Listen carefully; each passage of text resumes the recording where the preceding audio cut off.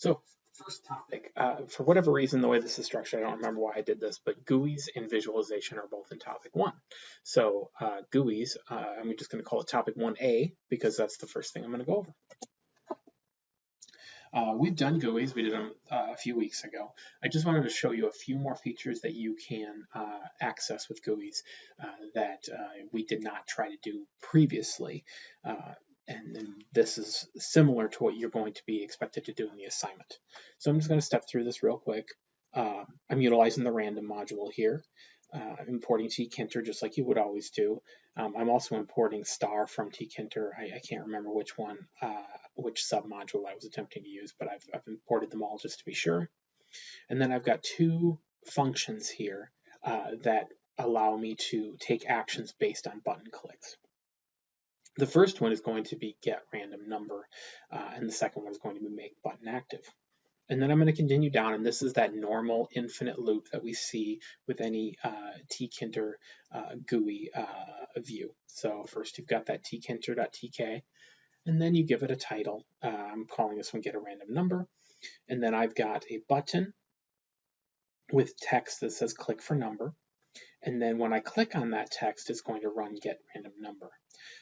I've also got a second button that is going to it's going to say click to reactivate, and it's going to call make button active. And then I've got my normal exit button, and then it loops around and around and around. So what the first item does is when I click on it, it's going to call get random number, and if you follow this up here, you're going to see it's going to do a .config on the button, which is essentially allowing me to the method allows me to make changes to the settings for that button. And there's a ton of different things you can change here. In this case, I'm just going to change the string that's displayed on the button. So you can see originally the button was click for number. When I click on it, it's going to change it to a random number between 1 and a million, or 0 and a million. And then it's also going to change the configuration to be a state of disabled, which means the button will no longer function. And then I've got the second button is going to run make button active, and that's going to do a button.config state equals active. So when I run this, I'm going to get this beautiful window here. Let's get a random number. And you can see there's just a couple of buttons there. If I click the first one, like I said, it's going to give me a random number, 187,000 in this case, and you can see that it's also grayed out because this button is no longer active. I can't click on it. But if I click on click to reactivate, now you can see that it turned back into normal black text, and I can click the button again.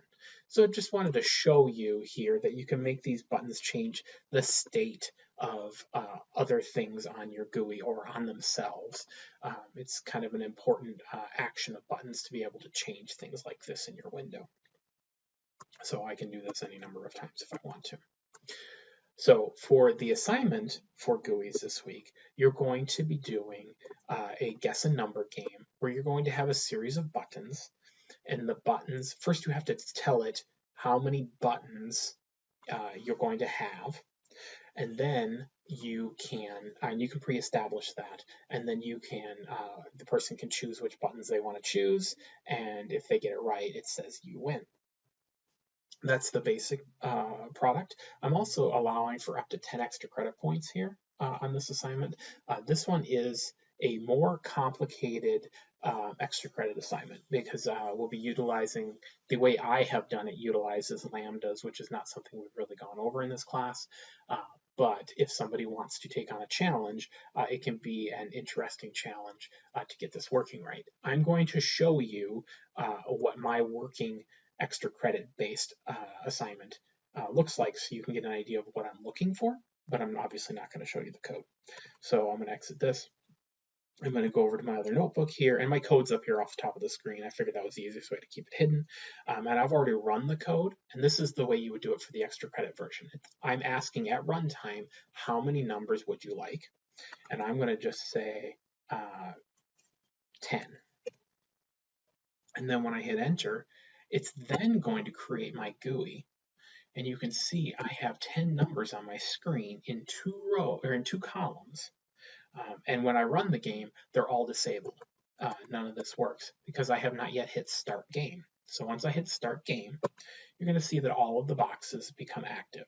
And now I can start trying to guess which one is the correct number. So if I click on one, it just goes gray. That means it wasn't a correct guess. I can keep doing this until at some point, it's going to be 10, isn't it? Oh, on 8. You can see 8 was the correct number, and then I get another window that pops up that says you guessed my number. So it's allowing me to create a new window based on an action from a button. I can dismiss that, and then the game ends, and I can hit start game and start it all over. So the important thing here with the extra credit version is that I need to be able to choose the number of boxes at runtime and be able to create 2 columns of numbers. This is a little more complex than anything we've done, especially with GUIs. So just be ready that you might find this a bit challenging, but it's an interesting challenge nonetheless. So that's really all I wanted to show you with GUIs, was that you can edit the states of objects and the configurations of objects at runtime based on other activities.